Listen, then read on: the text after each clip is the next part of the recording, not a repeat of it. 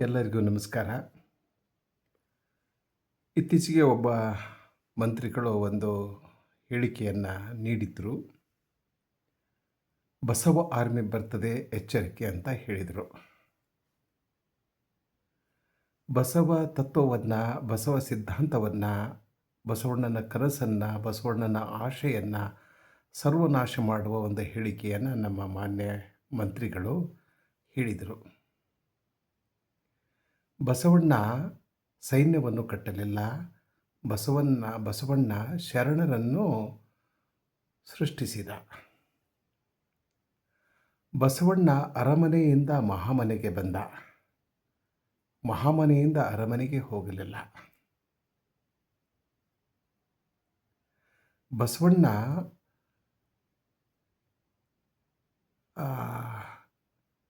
ಶುದ್ಧ ಚಾರಿತ್ರ್ಯವುಳ್ಳ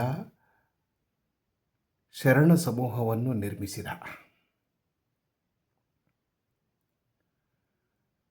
ಬಿಜ್ಜಳನ ಆಸ್ಥಾನವನ್ನು ಸರ್ವನಾಶ ಮಾಡುವುದು ಬಸವಣ್ಣನ ಕನಸಾಗಿರಲಿಲ್ಲ.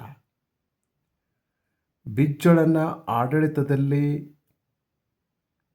ಸಮಸ್ಯೆಗಳನ್ನು ಸೃಷ್ಟಿಸುವುದು ಬಸವಣ್ಣನ ಉದ್ದೇಶವಾಗಿರಲಿಲ್ಲ. His aim was not to destabilise the Bijjala administration. ಬಿಜ್ಜಳನ ಭಂಡಾರದ ಅಗತ್ಯ ಅವನಿಗಿರಲಿಲ್ಲ. ಅರಸೊತ್ತಿಗೆಯ ಸಹಾಯ ಅವನಿಗೆ ಬೇಕಾಗಿರಲಿಲ್ಲ. ಹೀಗಾಗಿ ಅರಸೊತ್ತಿಗೆಯನ್ನು ತ್ಯಜಿಸಿ ಭಂಡಾರವನ್ನು ಬಿಟ್ಟುಕೊಟ್ಟು, ಅರಮನೆಯನ್ನು ಬಿಟ್ಟುಕೊಟ್ಟು ಮಹಾಮನೆಗೆ ಬಂದು ಒಂದು ಅದ್ಭುತವಾದ ಮಹಾಮನೆಯನ್ನು ಕಟ್ಟಿದ ಬಸವಣ್ಣ. ಇಂಥ ಬಸವಣ್ಣನ ಹೆಸರಿನಲ್ಲಿ ಕೇವಲ ರಾಜಕೀಯ ಉದ್ದೇಶಕ್ಕಾಗಿ, ಸ್ವಾರ್ಥಕ್ಕಾಗಿ ಕೆಲವು ರಾಜಕಾರಣಿಗಳು, ಕೆಲವು ಬುದ್ಧಿಜೀವಿಗಳು ಹೀಗೆಲ್ಲ ಮಾತಾಡ್ತಾ ಹೊರಟಿದ್ದಾರೆ.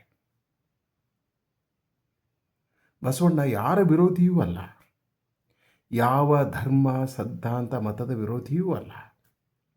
ಅವನು ಮನುಷ್ಯ ಪರವಾಗಿದ್ದ. ಮನುಷ್ಯರೊಂದಿಗೆ ಮಾತನಾಡಿದ. ಮನುಷ್ಯರ ಬದುಕನ್ನು ಇಲ್ಲಿ ಮತ್ತು ಅಲ್ಲಿ ಹಸನಾಗಿಸಲು ಪ್ರಯತ್ನಿಸಿದ. ಮನುಷ್ಯನಾಗಲು ಇರುವ ತೊಂದರೆಗಳನ್ನು ನಿವಾರಿಸಲು ಅವನು ಪ್ರಯತ್ನಿಸಿದ. ಆ ಒಂದು ಪ್ರಕ್ರಿಯೆಯಲ್ಲಿ ಅವರು ಕೆಲವು ಆಚರಣೆಗಳನ್ನು ಖಂಡಿಸಿದ. ಕೆಲವು ಗ್ರಂಥಗಳನ್ನು ಉದ್ದೇಶಿಸಿ ಮಾತನಾಡಿದ. ಇಷ್ಟನ್ನು ಇಟ್ಟುಕೊಂಡು ಒಂದು ಸಮಾಜದಲ್ಲಿ ಬಸವಣ್ಣನ ಹೆಸರಿನಲ್ಲಿ ಸಮುದಾಯವನ್ನು ಒಡೆಯುವ, ಸಮಾಜವನ್ನು ಒಡೆಯುವ ಕೆಲಸವನ್ನು ನಮ್ಮ ಕೆಲವು ಜನರು ಮಾಡ್ತಾ ಇದ್ದಾರೆ. ಇದು ಬಹಳ ಆಘಾತಕಾರಿ ಬೆಳವಣಿಗೆ. ಹೀಗೆ ಮಾತನಾಡುವವರನ್ನು ತಕ್ಷಣವೇ ಅವರನ್ನು ಮತಾಂಧರು, ಕೋಮುವಾದಿಗಳು ಎಂದು ಹಣೆಪಟ್ಟಿ ಕಟ್ಟಿ ಅವರ ವಿರುದ್ಧ ಭಾಳ ಅಸಭ್ಯವಾಗಿ ವರ್ತಿಸ್ತಾರೆ.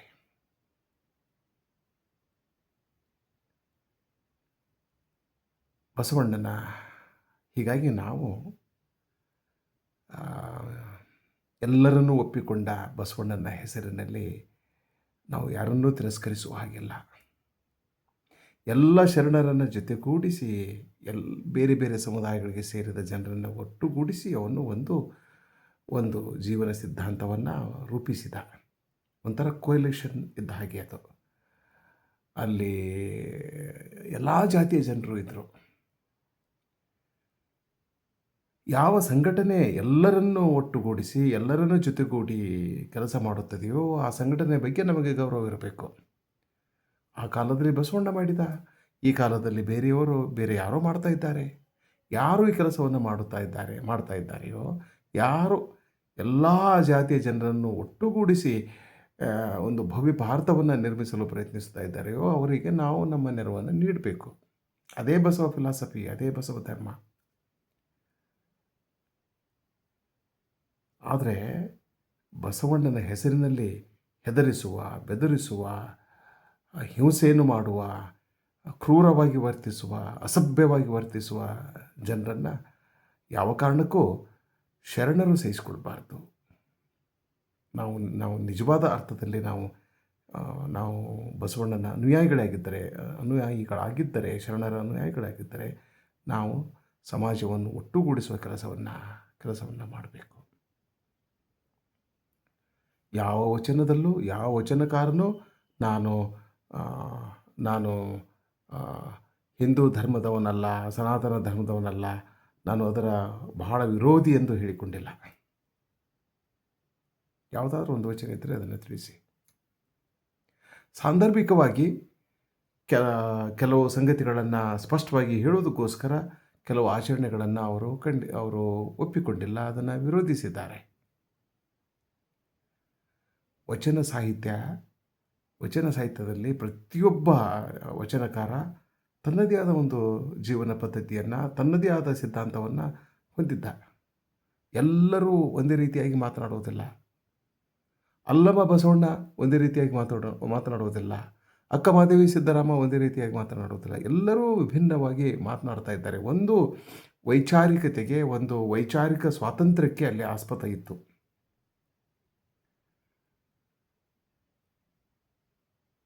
ಹೀಗಾಗಿ ನಾವು ವಚನಗಳನ್ನು ಸ್ವಾರ್ಥಕ್ಕಾಗಿ ವಚನಗಳನ್ನು ಓದದೆ, ನಮ್ಮ ಆತ್ಮತೃಪ್ತಿಗಾಗಿ, ನಮ್ಮ ವ್ಯಕ್ತಿತ್ವವನ್ನು ಕಟ್ಟಿಕೊಳ್ಳುವುದಕ್ಕಾಗಿ, ನಾವು ಬೆಳಕಿನೆಡೆಗೆ ಸಾಗುವುದಕ್ಕಾಗಿ ನಾವು ವಚನಗಳನ್ನು ಓದಬೇಕು ಮತ್ತು ಎಲ್ಲರನ್ನು ಜೊತೆಗೆ ಕರೆದುಕೊಂಡು ಹೋಗಬೇಕು. ಒಂದು ವಚನದೊಂದಿಗೆ ನನ್ನ ಈ ಮಾತನ್ನು ಮುಗಿಸ್ತೇನೆ. ಉಂಬಲ್ಲಿ ಉಡುವಲ್ಲಿ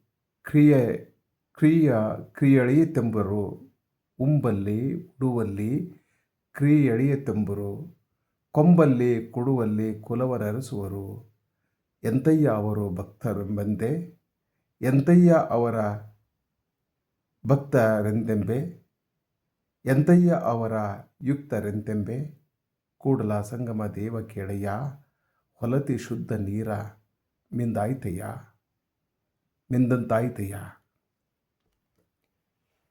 ಈ ವಚನದ ಬಗ್ಗೆ ನಾವು ಆಲೋಚನೆ ಮಾಡೋಣ. ಕೇವಲ ಶುದ್ಧ ನೀರಿನಲ್ಲಿ ಸ್ನಾನ ಮಾಡಿದರೆ ನಮ್ಮ ಮನಸ್ಸಿನ ಕೊಳೆ ಶುಚಿಯಾಗುವುದಿಲ್ಲ. ನಮ್ಮ ದೇಹದ ಕೊಳೆ ಶುಚಿಯಾಗ್ಬೋದು, ನಮ್ಮ ಮನಸ್ಸಿನ ಕೊಳೆ ಶುಚಿಯಾಗುವುದಿಲ್ಲ. ಉಂಬಲ್ಲಿ ಉಡುವಲ್ಲಿ ಕ್ರಿಯೆ ಎಳಿತೆಂಬರು ಹೀಗೆ ಅನ್ನಬಾರ್ದು. ಕೊಂಬಲ್ಲಿ ಕೊಡುವಲ್ಲಿ ಕುಲವ ನರಸುವವರು, ಇವರೆಲ್ಲ ಭಕ್ತರಲ್ಲ ಎಂದು ಬಸವಣ್ಣ ಹೇಳಿದ್ದಾನೆ. ಎಲ್ಲರಿಗೂ ನಮಸ್ಕಾರ.